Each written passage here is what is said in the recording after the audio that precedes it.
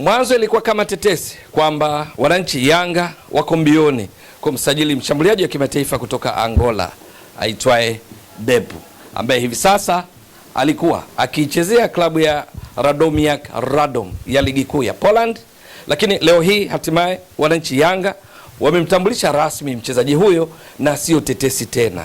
Yeye ni miongoni mwa washambuliaji wa Yanga walio chini ya kocha Pedro Gonçalves, na hivyo kuungana na kocha wake wa zamani aliyekuwa akimuongoza katika timu ya taifa ya Angola, na sasa ni juu yake kuonyesha ubora wake ili kuiongezea makali Yanga katika eneo la ushambuliaji.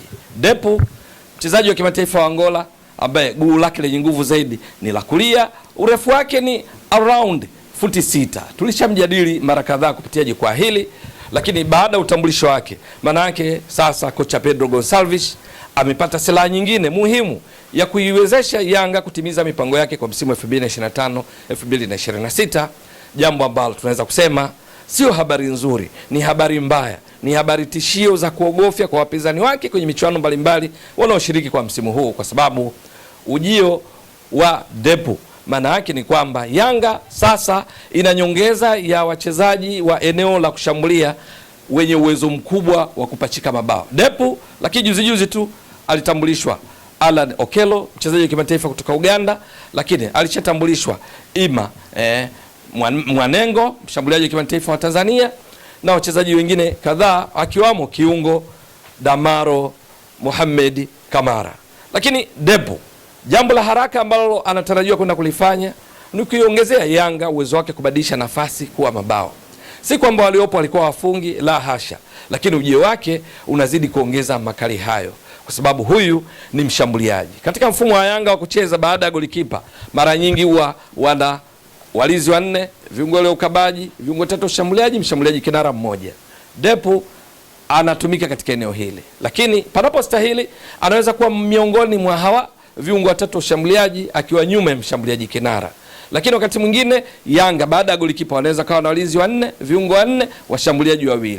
Depu akawa anacheza pamoja na Prince Dube, Depu anaweza kucheza na Clement Mzize Walidi, Depu anaweza kucheza na Emmanuel Mwanengo katika safu ya ushambuliaji wanapoamua kutumia washambuliaji 2. Kwa ufupi, Yanga wameongeza nguvu kwa kiasi kikubwa mno kwenye eneo la ushambuliaji, kwa sababu Depu makali yake anakumbukwa akiwa katika timu ya taifa ya Angola juzi tu kwenye michuano ya Kosafa chini ya kocha Pedro Gonçalves, anayeweza sana kumtumia vizuri, na bila shaka ushawishi wake ndio uliowezesha management ya Yanga kumsajili mchezaji huyu kutoka Poland barani Ulaya na kumleta nchini Tanzania. Ni kwamba kwenye michuano ya Kosafa Depu aling'ara mno, akawa ndiye mfungaji bora wa michuano hii na kuipa Angola taji la Kosafa, akiwa amefunga mabao 8 katika mechi 5. Yani amefunga mabao 3 zaidi ya idadi ya mechi, na kumfanya awe mchezaji bora wa michuano na kumfanya awe mfungaji bora wa michuano. Lakini sio hilo, hata msimu uliopita, kwa maana ya msimu wa 2023-24, maana ufungaji huu bora ni 24. Sasa msimu wa 23-24 katika michuano hii ya Kosafa aliibuka pia kuwa mfungaji bora akifunga mabao 5 katika mechi 5. Kwa lugha nyingine, misimu miwili amefunga mabao 13, ambayo inamfanya Depu awe ndiye mfungaji bora wa muda wote katika michuano ya Kosafa, kwa maana kuwa na mabao mengi kuliko wachezaji wengine wote waliowahi kufunga katika michuano hiyo ambayo ilianzishwa mwaka 1983.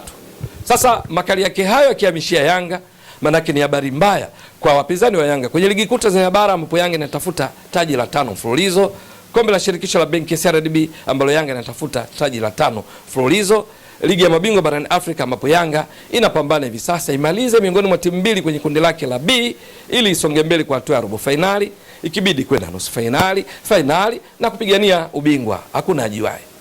Kwenye kundi lake la B, Yanga wapinzani wanaokwenda kukumbana nao kati ya tarehe 23 na tarehe 30 ni Al Ahly ya Misri, back to back, kabla ya kumalizana na na FAR Rabat ya Morocco pamoja na JS Kabylie ya Algeria kukamilisha mechi 4 za hatua ya makundi. Yanga hivi sasa wana pointi 4, wako nafasi ya pili nyuma ya Al Ahly ambao pia wana pointi 4, lakini wakizidiwa tofauti ya mabao ya kufunga na kuruhusu. Yanga wamefunga bao 1, hawajaruhusu bao. Al Ahly wamefunga mabao 5, wameruhusu mabao 2. Kwa hiyo Yanga tofauti ya mabao ndio inaifanya hiyo ya pili, na wamefanya hivyo wakiwa wameonyesha udhaifu katika kutumia nafasi wanazojitengenezea kuwa mabao. Ujio wa Depu unatarajiwa kwenda kushughulikia tatizo hilo, hasa kwenye ligi ya mabingwa barani Afrika, kwa sababu katika mechi mbili Yanga walizocheza dhidi ya FAR Rabat ya Morocco na JS Kabylie wamepiga mashuti 26. Kati ya hayo mashuti 12 yamelenga shabaha, idadi ambayo imeifanya Yanga ndio timu inayoongoza hivi sasa miongoni mwa timu zote zilizofuzu hatua ya makundi ligi ya mabingwa barani Afrika kwenye makundi yote manne, kwa maana timu 16 ikiwemo Yanga yenyewe. Yanga ndio kinara kwa kupiga mashuti ya kulenga shabaha, lakini imefunga bao moja, jambo ambalo linaifanya kimahesabu ionekane kabisa kwamba ukizidisha kwa 100 hapa goal conversion rate, uwezo wa kubadilisha nafasi kwa mabao ni around 4%.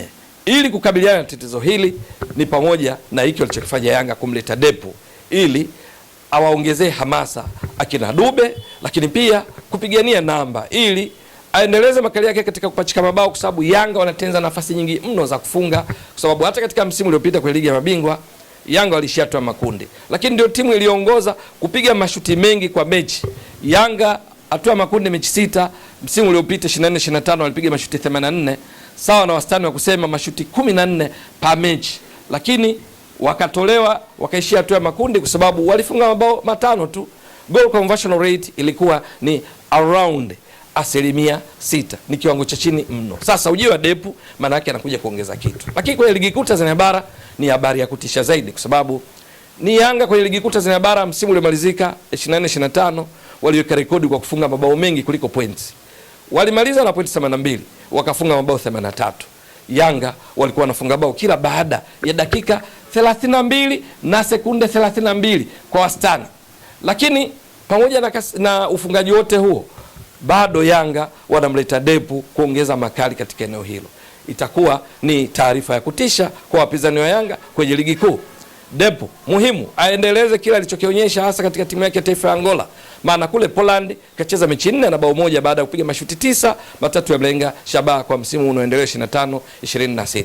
Akiendeleza kila alichokionyesha kwenye Kosafa, akiendeleza kila alichowahi kukionyesha Sagrada Esperança, ambako aliwahi kuwa mfungaji bora namba 2 katika ligi kuu ya Angola akiwa na mabao 19, maana yake ni kwamba Yanga silaha hii ni tishio zaidi. Anatua Yanga ambako Peodo Pacome Zouzoua anatengeneza nafasi, Mudathi Yahya Abbas anatengeneza nafasi, Mohamed Kamara Damaro anatengeneza nafasi, Celestine Ekwa, Clement Mzize Walid, Dube ingawa ni mshambuliaji naye lakini hutengeneza nafasi. Mzize alifunga mabao 14 akatoa assist 5.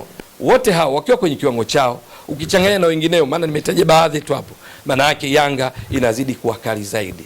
Changamoto mojawapo ni juu ya ushindani wa namba. Depu lazima aongeze kiwango chake mno anapokuwa Yanga, kwa sababu historia sio inayocheza. Yanga wamemsajili yeye, lakini bado wanao uwezo wa kufanya makubwa zaidi. Je, itakuwa vipi?